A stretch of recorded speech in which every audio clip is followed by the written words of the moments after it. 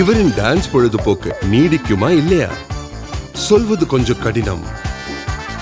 ஆனால் அவரால் நிறுவப்பட்ட அந்த ஸ்டீல் பைப் நிச்சயம் நீடிக்கும். எந்த சீசனாக இருந்தாலும் அல்லது என்ன ரீசனாக இருந்தாலும் உங்கள் நண்பகமான ஸ்டீல் பைப் டாடா ஸ்ட்ரக்சரா இது நீடிக்கும். பல ஆண்டுகள் நீடிக்கும்.